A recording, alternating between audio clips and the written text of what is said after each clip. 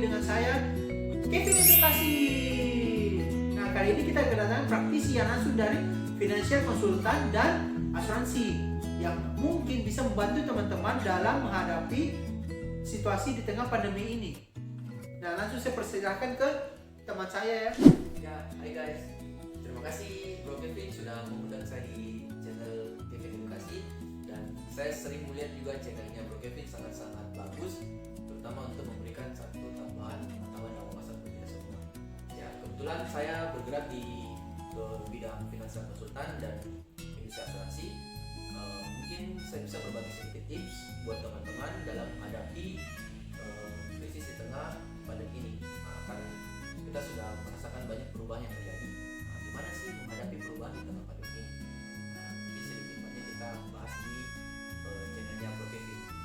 Nah, teman-teman pasti pada penasaran kenapa sampai saya memanggil Bro Michael ini dalam channel YouTube saya. Karena pernah saya lihat di Facebooknya, di salah satu Facebooknya akunnya, itu membahas tentang the shark and the goldfish, atau dalam Indonesia itu hiu dan ikan mas.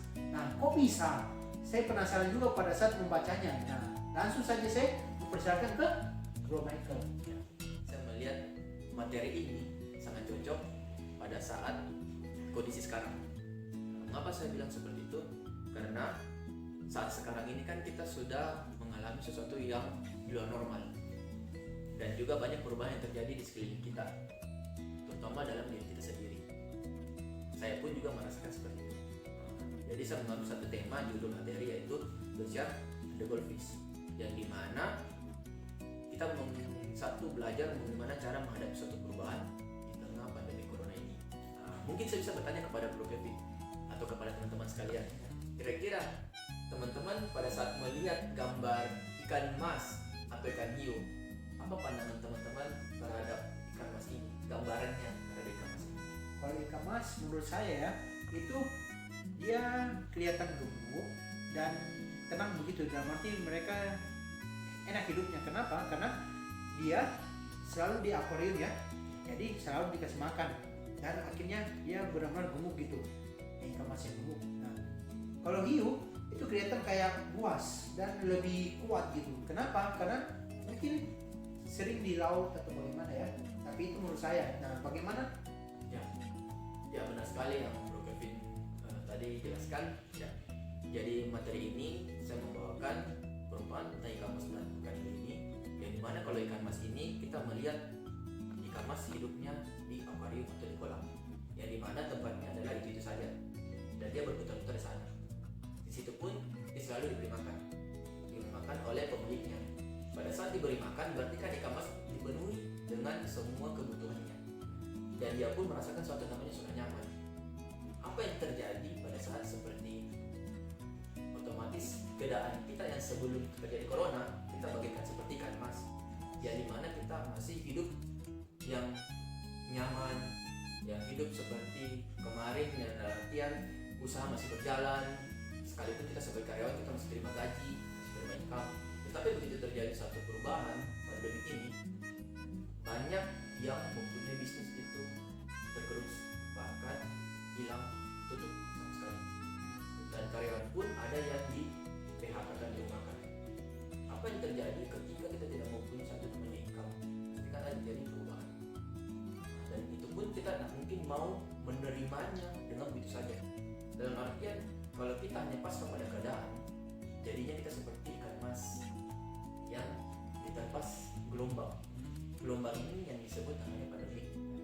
Ya, jadi ada kisah satu namanya ikan mas ini dibawa oleh pemiliknya, saya cerita singkat ya. Dibawa satu ke pantai, kemudian mereka itu dibuatin satu kolam, terus diturunin, dalam artian mau dibuatin satu kolam yang besar, tiba-tiba datang satu arus gelombang dan menyapu ikan mas ini masuk ke laut, dan pemiliknya itu mencari setengah mati ikan itu. Begitu ikan masnya juga mencari pemiliknya yang dapat. Akhirnya pemiliknya pulang, ikan mas ini akhirnya masuk di dalam satu lingkungan baru, yang dimana laut ini nggak ada yang bisa memberi makan dia. Artinya dia harus mencari makan sendiri. Nah, sedangkan hiu, perumpamaan seekor hiu kan hidup di samudera yang luas, otomatis dia sendiri yang mencari makanannya, dia yang berjuang. Dan setiap masalah yang terjadi itu bisa saja terjadi tiap hari, tiap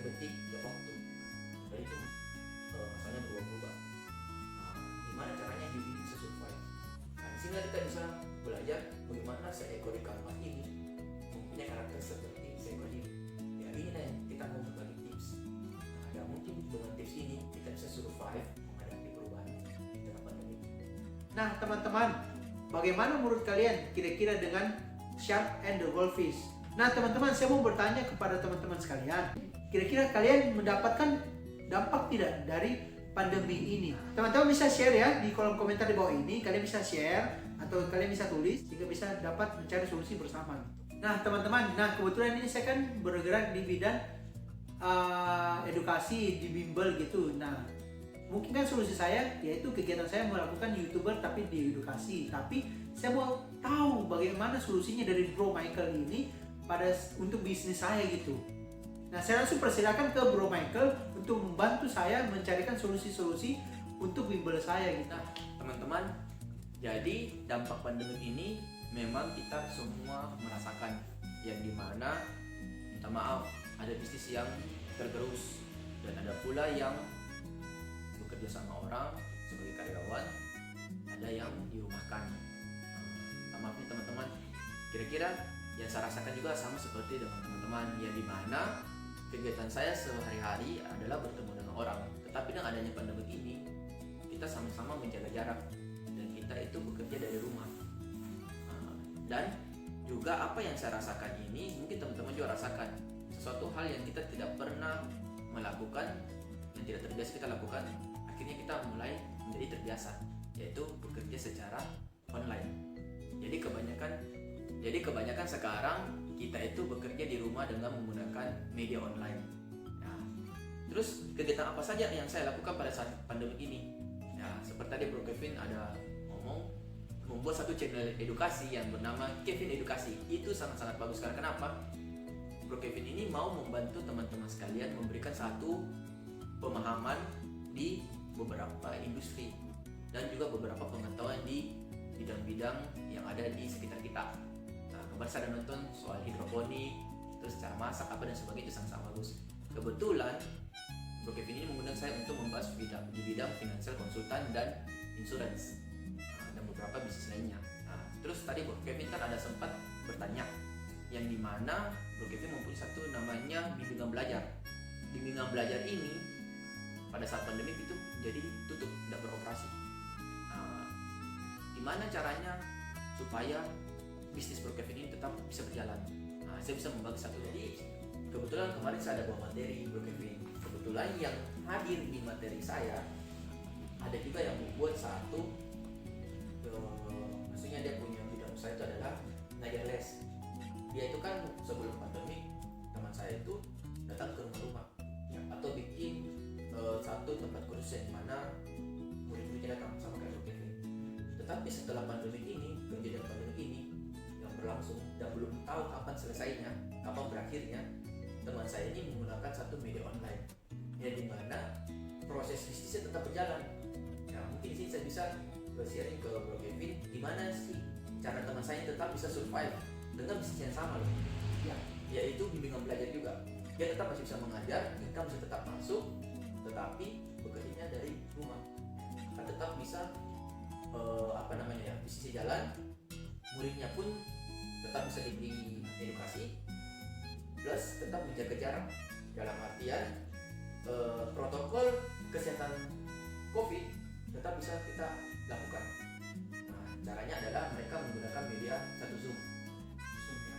Yes, Zoom.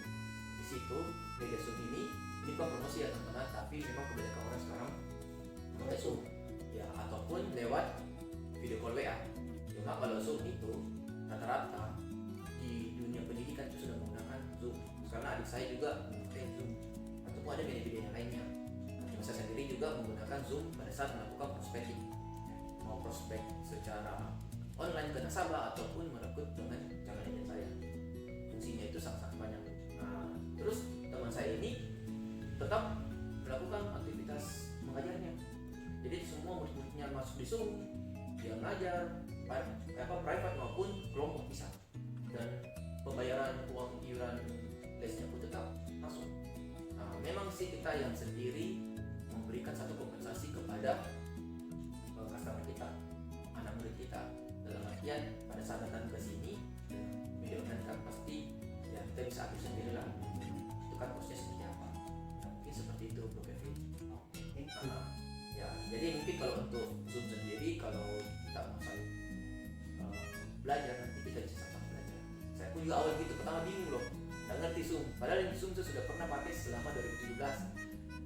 Nasabah saya kemarin ada panggil saya di Zoom, keren loh ini aplikasi. Setelah pas di tengah pandemi ini ternyata Zoom ini jadi booming, benar nggak? Ya. Dan muncul juga banyak hoax tentang Zoom itu ternyata sebenarnya itu enggak kok, karena sampai sekarang masih aman. Dan itu pun membantu saya untuk melakukan prospecting. Dan itu sangat-sangat berguna. Nah, kira-kira nih bro, apa kira-kira kiat-kiat atau solusi-solusi atau tips si bro ini dalam menjalani bisnis atau pekerjaan di tengah pandemi ini lah? Ya. Kalau menurut saya dalam menjalankan suatu bisnis ataupun pekerjaan kita harus melihat beberapa faktor. Kalau menurut saya ada 3 faktor yang harus kita lakukan. Yang pertama, melakukan suatu bisnis atau pekerjaan itu harus berani dulu, berani mencoba. Benar nggak? Kalau kita nggak berani mencoba, pasti jawabannya cuma satu, yaitu tidak, dan itu adalah gagal. Ya. Tapi kalau berani mencoba, jawabannya adalah 2, ya atau gagal, berhasil atau gagal. Kalau kita melakukan ya dan caranya benar, pasti akan berhasil. Sekalipun kalau kita melakukan dan terjadi suatu kegagalan, itu teman-teman jangan putus asa, karena itu adalah suatu keberhasilan yang tertunda. Jadi yang kedua adalah pada saat kita sudah memutuskan menjalankan suatu pekerjaan ataupun bisnis, kita harus menikmati setiap proses yang terjadi dalam bisnis itu ataupun pekerjaan itu. Kalau kita kadang gitu kita cuma tahu ya berani, tapi begitu mengalami suatu prosesnya, ini kadang orang lemahnya di sini, mengalami penolakan, mengalami satu hinaan, cemoohan, dan akhirnya mundur. Benar nggak? Ya, benar. Nah, contoh lain lah, mungkin teman-teman sudah pernah baca kisah suksesnya Jack Ma, KFC, Thomas Alva Edison. Mereka itu terbangun sukses dari sebuah dan banyak kali kegagalan, akhirnya mereka berhasil. Jika kita bisa melewati proses yang kedua ini, maka kita bisa membangun suatu kerjaan bisnis kita dan pekerjaan kita menjadi sangat-sangat bagus, akan menjadi berhasil. Nah, cara untuk menjalankannya ini nanti saya bahas untuk Bro Kevin di materi goal setting. Terus yang ketiga nih, setelah kita mengalami prosesnya, otomatis kan hasil yang kita terima dapat. Begitu bisnis kita berhasil, income kita kan masuk. Proses yang ketiga kadang ini juga orang hiraukan, abaikan, yaitu mengelola aset yang telah didapat, mengelola income yang telah didapat. Kadang orang sudah terima nih banyak komisi, banyak hasil-hasilnya, tetapi dia tidak bisa membuat uangnya ini membeli satu aset yang bisa menghasilkan uang yang lain. Uang itu kebanyakan untuk konsumtif, beli barang A, B, C, D yang mungkin hanya sebagai gaya hidup. Nah, itu pun yang saya alami dan saya mempelajari ini semenjak pandemi ini.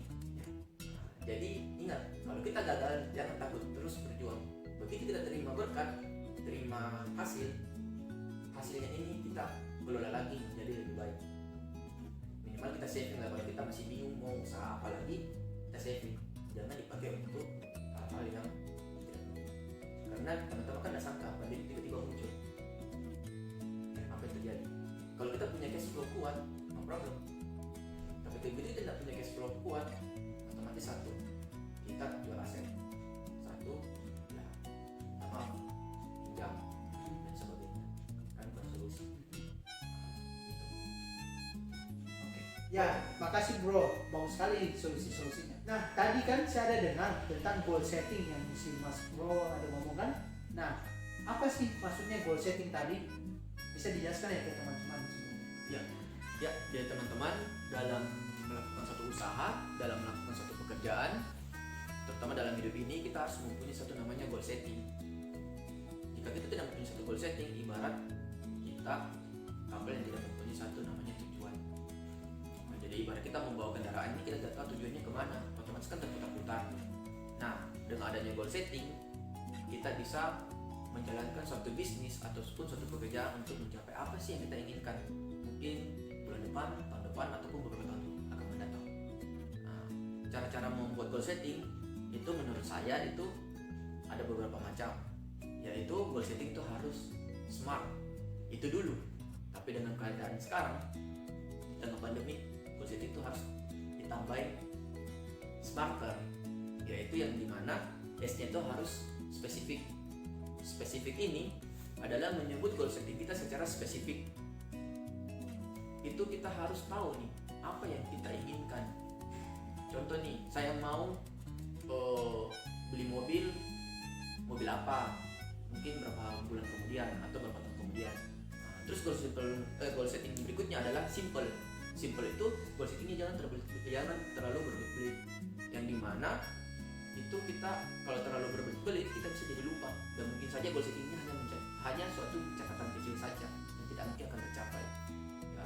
Yang berikutnya adalah measurable. Measurable itu adalah harus terukur. Kapan melakukannya, bagaimana cara melakukannya, itu harus kita tahu. Kalau tidak kan akan menggantung. Sampai kapan kita tidak tahu, dan itu tidak mendorong kita untuk usaha. Ya, yang berikutnya adalah meaningful, yaitu goal setting ini kita harus kejar, harus ada artinya, yang dimana kalau tidak mempunyai arti kita tidak akan terpacu untuk mengejarnya. Nah, yang berikutnya adalah A.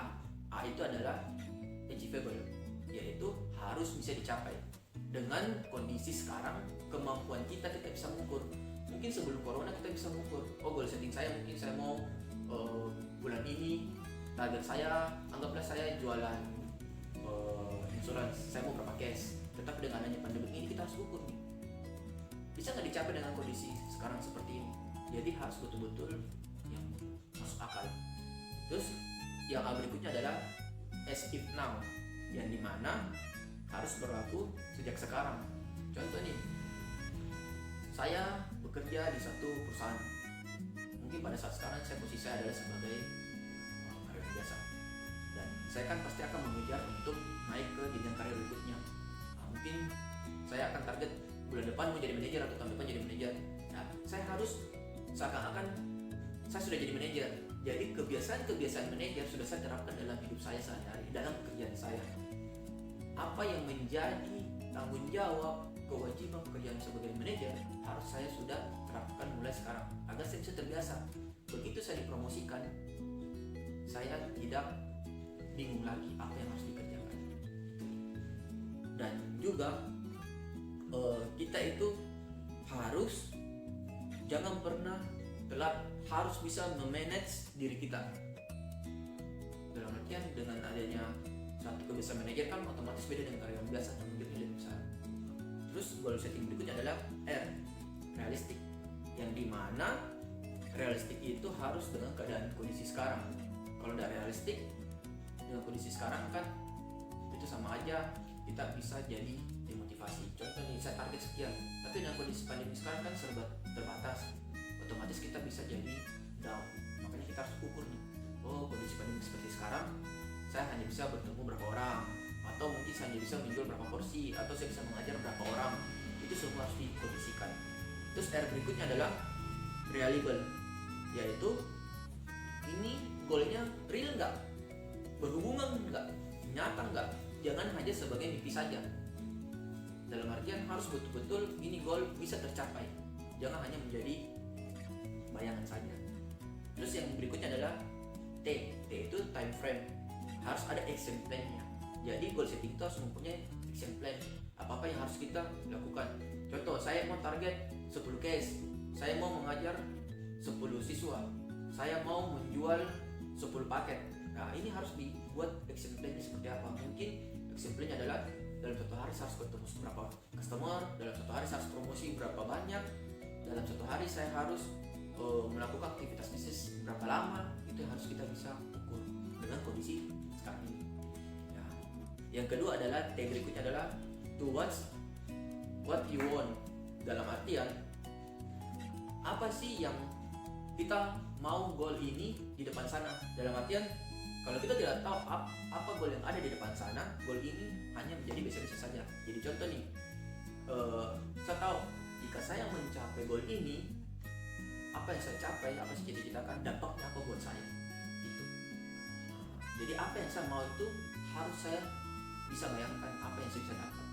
Kalau enggak demikian mungkin 50% mungkin terlupakan. Berikutnya adalah energi. Goal setting ini harus mempunyai energi. Energi ini, apakah goal setting ini mempunyai energi, kekuatan atau kemampuan untuk mencapainya? Jika kita tidak mempunyai energi, maka goal setting itu akan terlupakan. Jadi kita harus betul-betul semangat untuk mencapainya. Terus yang berikutnya adalah encourage atau mendorong. Goal ini harus enggak mendorong kita agar kita bisa mencapainya. Dalam artian, kalau kita tidak ada kekuatan untuk mendorong diri kita, mendorong kemampuan kita, ini akan menjadi sebuah catatan kecil saja yang akan terlupakan. Makanya goal setting ini harus kuat, punya kekuatan untuk mendorong kita agar berusaha mencapainya. Yang berikutnya adalah R. R itu adalah responsible to 3 win, yaitu yang dimana goal setting ini bukan hanya saja kita yang merasakan sukses, tetapi mendorong pasangan kita, mungkin istri kita, pacar kita, orang tua kita, adik kita, teman-teman kita, keluarga kita, dan orang-orang sekitar. Jadi goal setting ini harus bertanggung jawab atau ekologis terhadap lingkungan kita. Itu. Nah, jika semuanya ini tercapai, puji Tuhan, apa yang kita ingin capai akan cepat terwujud dengan kondisi sekarang ini. Nah, jadi goal setting itu harus smarter dengan kondisi pandemi. Nah guys, saya baru tahu nih sekarang itu goal setting harus smarter. Jadi itu mungkin salah satu solusi buat kita untuk bisa bertahan di tengah pandemi ini. Nah, kenapa kita harus smarter? Karena goal setting kita yang dulu mungkin berbeda dengan posisi sekarang. Jadi kita harus tata ulang lagi goal setting kita yang smarter. Ya, jadi harus dikondisikan dengan keadaan yang sekarang. Karena sekarang kan berbeda dengan keadaan dulu. Jadi pasti kan time frame-nya kan berbeda, cara-caranya berbeda, nilainya pun juga berbeda. Nah, teman-teman pasti penasaran tentang bagaimana kita bisa bertahan di tengah pandemi ini, atau pekerjaan kita bisa bertahan di tengah pandemi ini. Nah teman-teman, bagi yang kalian yang masih penasaran tentang bagaimana caranya kita bisa bertahan di tengah pandemi dan bagaimana kita bisa meningkatkan penjualan atau performa kita di tengah pandemi ini, jangan lupa ya guys, tongkrongin di video saya selanjutnya. Dadah!